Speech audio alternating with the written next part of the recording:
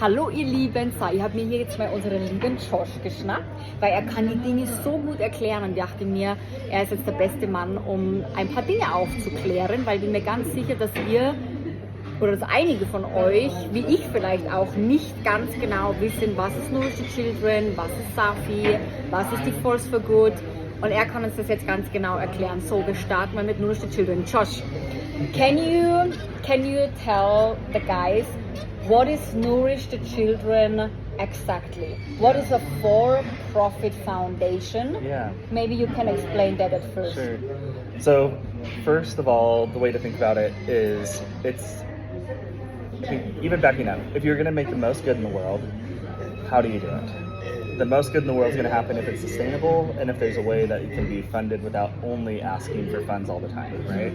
So, Nu Skin has created this really neat model for an initiative called Nourish the Children. It's not a registered nonprofit, it's not its own foundation, where they have a mission to be able to feed children. Mm-hmm. And the best way to do that, again, is by not having somewhere that you have to be seeking funding all the time and something that can't be repeatable or renewable.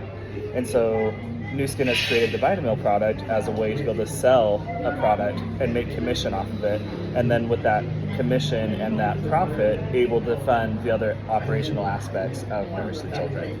So it's a for-profit company selling a for-profit product with a social good. Yes. So it's a socially good product, but it's not necessarily coming from nonprofit.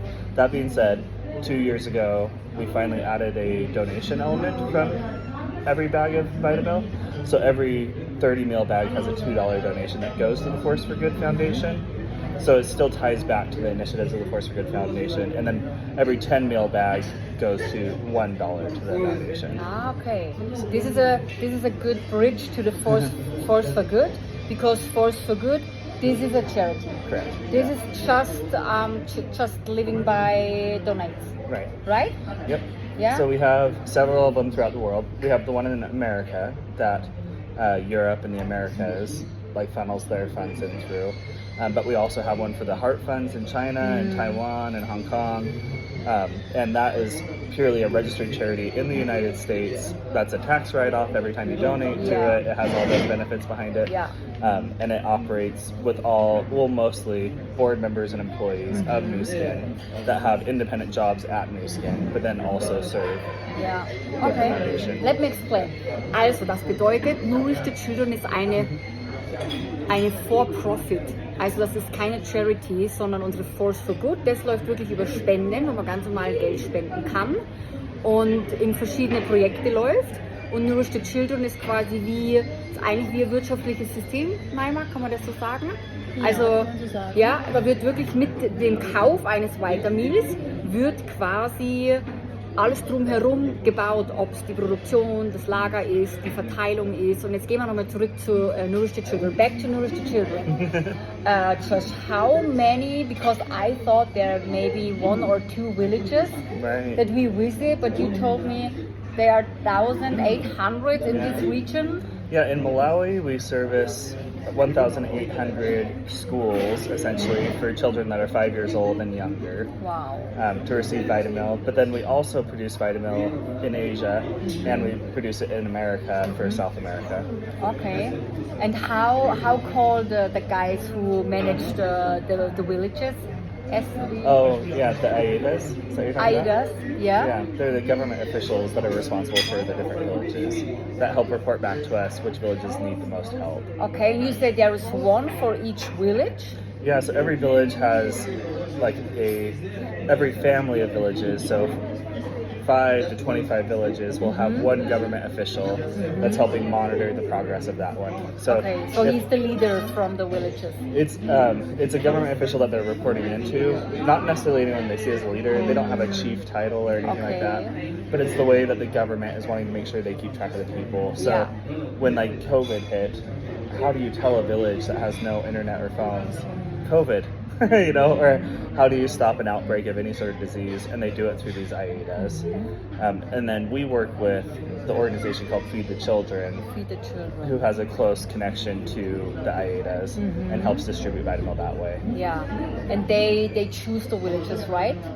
Right. who becomes the wider meal. Yeah. They choose them based off of several criteria, but who's most in need and who's able to utilize it the best. And so they need to have access to clean water in order to produce Vitamil. In the villages that don't have it, P&G, Procter & Gamble, actually provides the water filtration systems to be able to have the water purified for the Vitamil.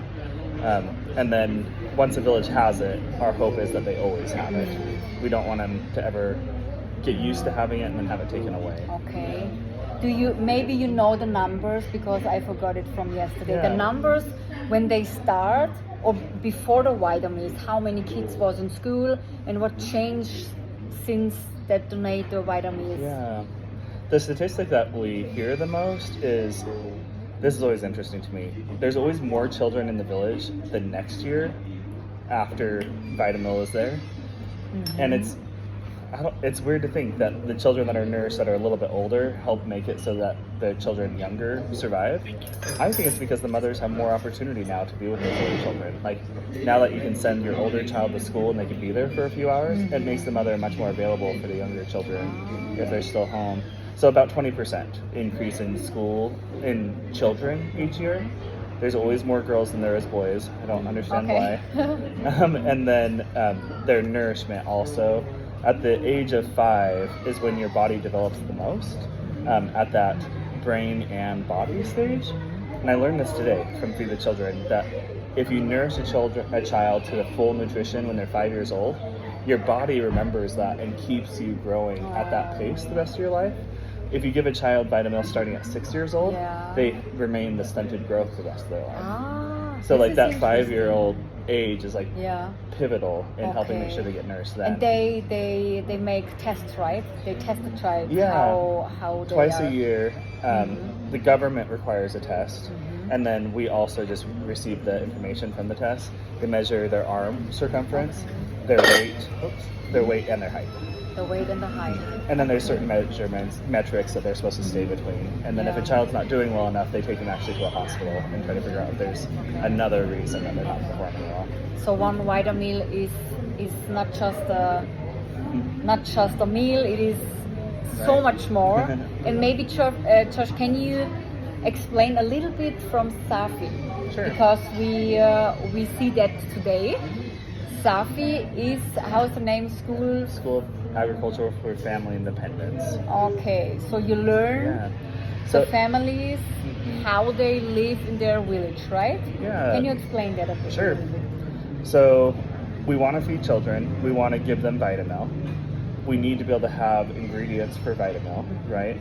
It requires corn, it requires soy. So what's the best way for us to be able to do that? It's by teaching mothers and fathers, a family unit of 2 people, how to produce the most that they can produce for more than just their own household. So those families, we have a school in Malawi that in 2 different ways teaches them. There's a group that will come to the Safi campus that we'll be going to tomorrow, where families come and they live there for a period of a year and they get trained every single day on the different practices, and then the hope is they go back to their villages and then they teach that to them. And then there's another way called the extension program, where it's actually with the Ayedas again, that they are being taught the different practices, and then they go to the villages and they have lead farmers in the villages teaching them how to do it with their family. We've actually found the success is actually equal, like to train them in their own village versus train them at Safi has both been doing really well. And so then once they're able to produce more than they need for themselves, they can now sell that extra soya bean and sell the extra corn, and they sell it to the Vitamil factory. So now that Vitamil factory is able to produce that extra raw ingredients into what we turn into Vitamil to take out to all the children.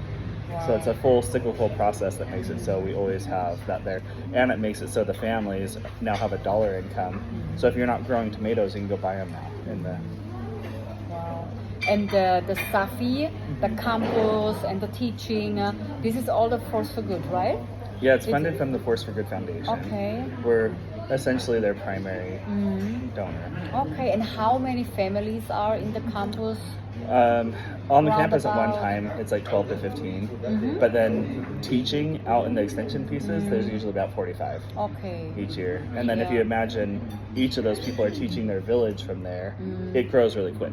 You know, like one person teaching 5 people grows quickly. It's like network marketing. You show it another and you split it and duplicate it. That's great, amazing. Thank you so much, Yeah. Josh. Thank you. Sorry that